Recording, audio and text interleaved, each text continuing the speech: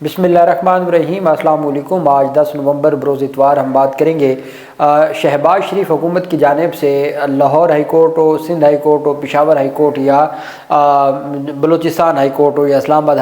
High courts में जो article 199 के तहत जो रिट पिटिशन्स हैं और जिसमें मुख्तलिफ हुकूमती जो अहकामात होते हैं, नोटिफिकेशंस होते हैं या ऑर्डर्स होते हैं जिनको हाई कोर्ट्स में स्टे ऑर्डर दे दिया जाता है, तो उस पर फिर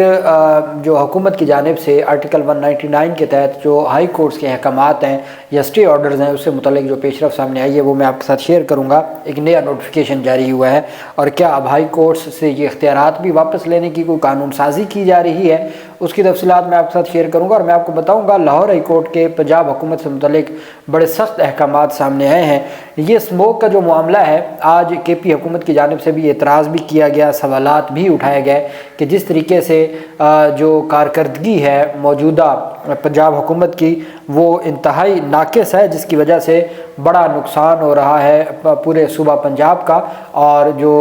हमारे हुक्मरान हैं, फॉर्म 47 पर आए हुक्मरान, वो बैरून मुल्क है और उनको फ़िक्र नहीं है इस पूरे के पूरा जो एक आवाम पाकिस्तान जिस आज़ाब से भुगत रहे हैं। लाहौर हाई कोर्ट के जस्टिस शाहिद करीम ने तहरीरी हुक्मनामा जारी किया है। लाहौर हाई कोर्ट ने कमर्शियल लेवल पर इस्तेमाल होने वाले जनरेटर्स पर, जो जनरेटर्स इस्तेमाल होते हैं जो बिजली के, जब बिजली नहीं होती तो उस वक्त जो जनरेटर इस्तेमाल होते हैं, तो वो जो कमर्शियल लेवल पर इस्तेमाल होने वाले हैं जनरेटर, उन पर पाबंदी और मुकम्मल तौर पर पाबंदी आयद कर दी गई है। लाहौर हाई कोर्ट ने स्मोक के तदारुक के लिए दरख्वास्त का गुज़श्ता समात का तहरीरी हुक्मनामा जारी किया, जिसमें जनरेटर में आलूदगी कंट्रोल करने वाले आला नस्ब करने का हुक्म दिया कि वो आला नस्ब किया जाए, जिसके तहत आलूदगी कंट्रोल होती है जनरेटर्स में। और हॉट स्पॉट एरिया से तजावुज़ात हटाने की हदायत कर दी। अदालत ने हुक्म दिया कि 15 दिन में चमड़े की फैक्ट्रियों के मालिकान से मिलकर इक़दामात किए जाए। दूसरी जानिब पंजाब में 24 अजला में जो 24 घंटे में 19 मुकदमात दर्ज हुए हैं, 7 अफराद को गिरफ़्तार किया गया है। स्मोक क्रैकडाउन जारी है और 382 अफराद को 7,55,000 रुपये के जुर्माने और 22 अफराद को वार्निंग दी गई है। फसलों की बाक़ियात जलाने की 12 ज़्यादा धुआं छोड़ने वाली गाड़ियों की 315 खिलाफ वर्जियाँ हुई हैं। ईंटों के भट्टों की 2 और दीगर 5 खिलाफ वर्जियाँ रिपोर्ट हुई हैं पिछले 24 घंटों में। और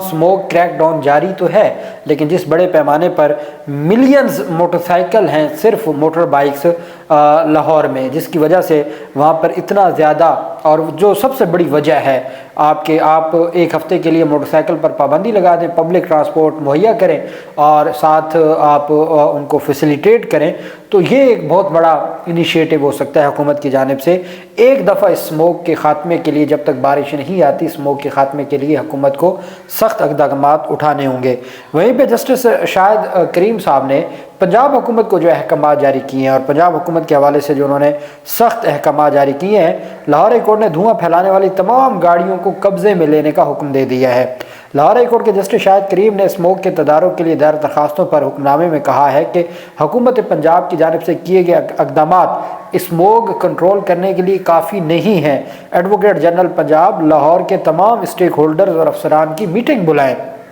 अदालत ने कहा लाहौर में दाखिल होने वाले ट्रक और लारियां, जो बड़ी गाड़ियां हैं, वो स्मोक का बड़ा ज़रिया है। स्मोक फैलाने वाले तमाम गाड़ियों को कब्ज़े में लिया जाए। ट्रांसपोर्ट डिपार्टमेंट बसों और लारियों की फ़िटनेस चेक करें। फ़िटनेस पर पूरा न उतरने वाली गाड़ियों को रोड पर आने की इजाज़त न दी जाए। अदालती हुक्मनामे में कहा गया कि लाहौर और गिरदोनवाह के इलाकों में 8 बजे के बाद कमर्शियल सरगर्मियों पर पाबंदी के लिए कमिश्नर लाहौर मीटिंग बुलाएं। 2 हफ्तों के लिए इतवार के दिन कमर्शियल सरगर्मियों पर पाबंदी का फैसला किया जाए। धुआं फैलाने वाली तमाम गाड़ियों को मोटरवे पर दाखिले की इजाज़त ना दी जाए। शादी की तकरीबात महदूद करना और शिरकत करने वाले अफराद की कमी भी अच्छा हल है। ये अदालत की जानिब से कुछ डायरेक्शंस दी गई हैं और कुछ सजेशंस दी गई हैं। चूँकि अदालत के सामने जब केस पर जुम्मा के जुम्मा ये समाअत होती है, तो एक्सपर्ट्स, जो इन्वायरमेंट एक्सपर्ट्स हैं, वो भी आते हैं और वो अपनी तजावीज़ देते हैं। फिर उन तजावीज़ को अदालती हुक्म में शामिल किया जाता है और अदालत ये देख रही है कि हर सूरत आइन और कानून की पासदारी की जाए। दूसरी जानिब हुकूमत की जानिब से, वफाकी हुकूमत की जानिब से ये फ़ैसला किया गया है कि जी एक इजलास हुआ और उस इजलास में तमाम हाई कोर्ट्स में जो ज़ेर इल्तवा मुकदमात हैं اس کی جو تفصیلات ہیں وہ تمام متعلقہ اداروں سے مانگ لی گئی ہے، مختلف جو محکمے ہیں ان سے تفصیلات مانگ لی گئی ہیں۔ عدالت کا یہ کہنا ہے، عدالتوں کا یہ ماننا ہے کہ جو بھی حکومت آئین سے ہٹ کے یا قانون سے ہٹ کے فیصلے کرتی ہے، نوٹیفیکیشن جاری کرتی ہے، تو عدالتیں اس کو سسپینڈ کر دیتی ہیں، عدالتیں اس کو اسٹے آرڈر جاری کر دیتی ہیں۔ اب وفاقی حکومت کی جانب سے ایک اجلاس بلایا گیا اور اس میں یہ فیصلہ کیا گیا کہ تمام محکموں سے، پورے پاکستان میں تمام سرکاری محکموں سے رپورٹس لی جائیں گی جو وفاقی حکومت کے محکمے ہیں کہ 199 کے تحت کون سی ریٹ پٹیشنز ہیں اور کون سے اسٹے آرڈر ہیں اور کتنے عرصہ سے وہ اسٹے آرڈر پینڈنگ ہیں اور اس کی کیا صورتحال ہے۔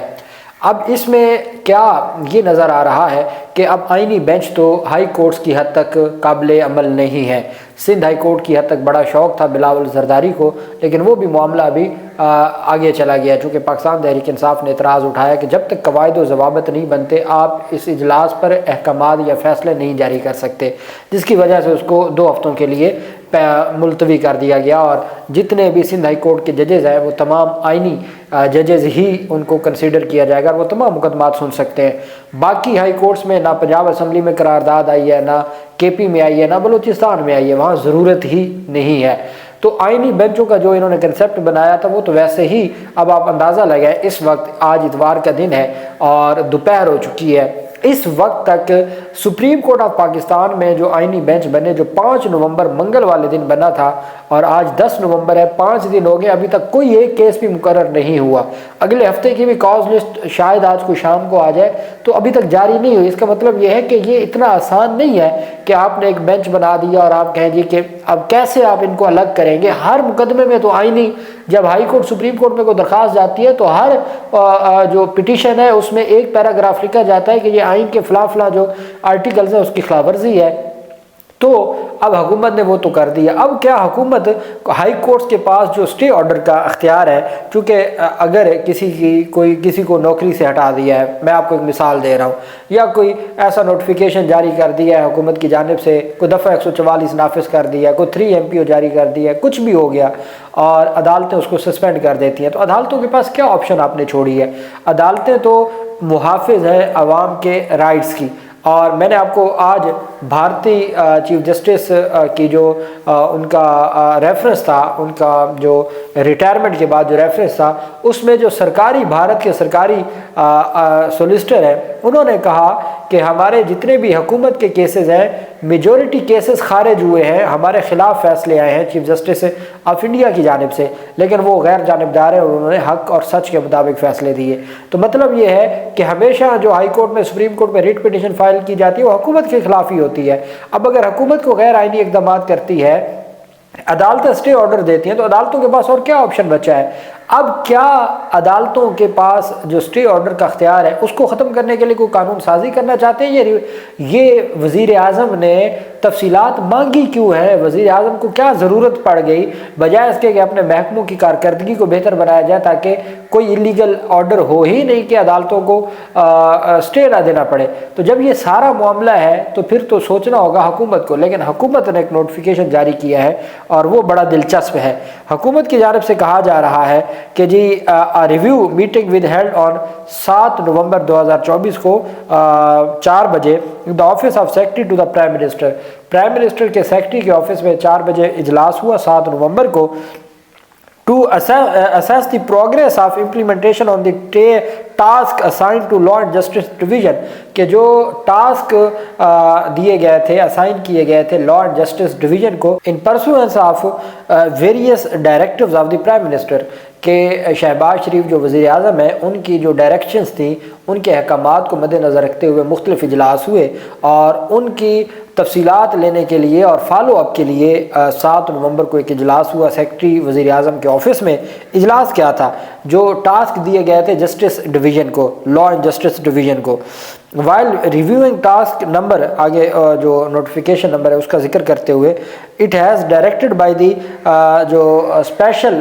جو سیکرٹری ہے پرائم منسٹر کے، انہوں نے ڈائریکشن دی that all ministries divisions organisations shall furnish details of cases, کہ وفاقی حکومت کے تمام ادارے، تمام محکمے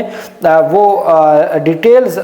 جو ہے وہ سبمٹ کروائیں، جمع کروائیں، of cases petitions involving stay orders جو ایسے اسٹے آرڈرز ہیں جو حکومتی فیصلوں کے خلاف ہیں، حکومتی آرڈرز یا نوٹیفیکیشنز کے خلاف ہیں، orders beyond 6 months granted by various courts, کہ جن کو 6 ماہ سے زائد ہو چکے ہیں اور ابھی تک اسٹے آرڈر برقرار ہے۔ کوئی بھی ایسے فیصلے ہیں حکومتی جن کو 6 مہینوں سے اسٹے آرڈر دیا ہوا ہے ہائی کورٹس نے by various courts in context of article 199 of the constitution of Pakistan, ان تمام کیسز اور پٹیشنز کی تفصیلات طلب کر لی ہیں مختلف محکموں اور اداروں سے، کہ جس میں جو حکومتی فیصلے یا نوٹیفیکیشنز یا آرڈرز ہیں ان کے خلاف اسٹے آرڈر آرٹیکل 199 کے تحت ہائی کورٹس دے چکی ہے، اور اس کی جو مکمل رپورٹ ہے 6 ماہ یعنی کہ اسٹے ہونے کے 6 ماہ بعد کے کوئی بھی ایسا اسٹے جو 6 ماہ سے کنٹینیو ہو، ان کی تفصیلات طلب کر لی ہے، along with present status، کہ موجودہ کیا صورتحال ہے اس کی بھی، اور شاید شہباز شریف کو یہ بتائیں وفاقی جو وکلا ہیں یا جو افسران ہیں کہ بھئی ہر تاریخ پر تو